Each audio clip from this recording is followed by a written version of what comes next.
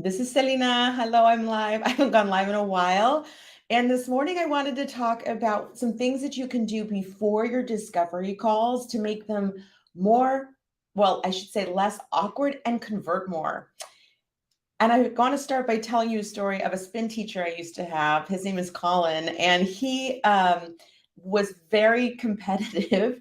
And in this particular spin class that I would take with him, there was like a pre built game.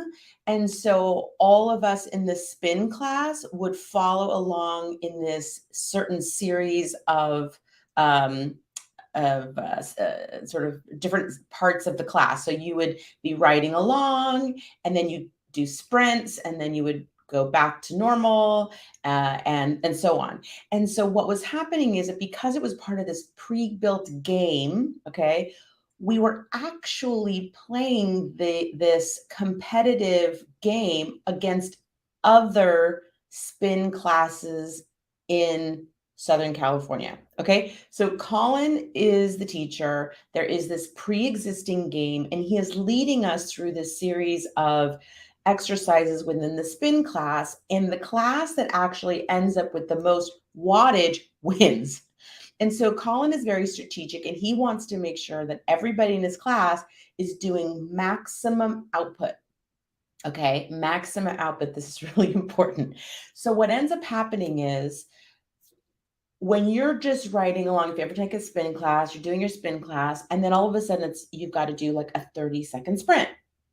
Okay.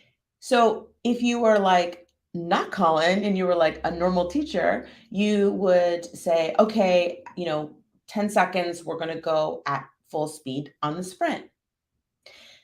But what he would do instead is the 10 seconds before we would get to the top of the minute for the 30-second sprint, he would say, start ramping up, start going faster, so that when we hit the top of the minute, we were already at full speed.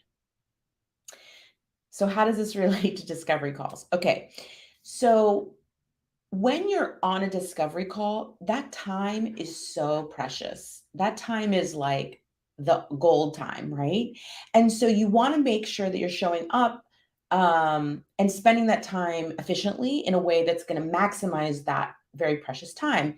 So here are three things that you can do to be like Colin and to figure out what is your ramp up to the call to make it most effective. So the first thing that you can do to make the discovery more effective and therefore convert more is to do marketing. I have been on discovery calls, actually a couple of recently, where I didn't know the person and they hadn't actually been seeing my marketing, so that when we got on the call, they didn't fully understand who I was and what I was doing. And as a result, it wasn't a good fit.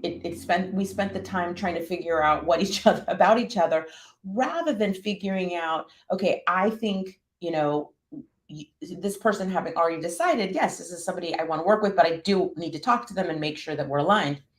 So marketing is a good thing. You don't necessarily want to accelerate your time to the discovery call, to that sales call. Not always, because you run the risk of spending your very valuable time talking to one person, and they're not going to convert. Okay. So marketing is really, really, really important. That is part of your ramp up to the call. So don't underestimate the value of having someone exposed to your content. Okay. Number two, after they book the call, which is typically like on a scheduling app, like I use Calendly, and people will book. But and in some cases I have questions or maybe even a full application, but I'm still going in sort of cold. I mean, chances are I've already kind of messaged with this person, they've set up the call. But after the person books, the second thing that you can do is send them an email and simply say, I'm so excited that you booked the call next Tuesday. I'm really looking forward to it. And is there's anything that you want to share with me before the call? Let me know.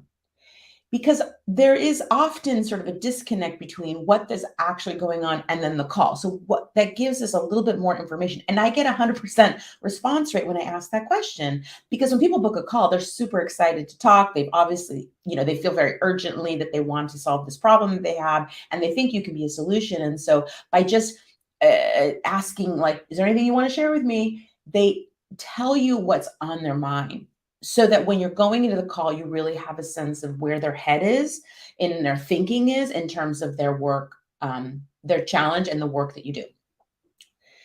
This is an excellent, excellent, simple tool. Do not just use automation 100%.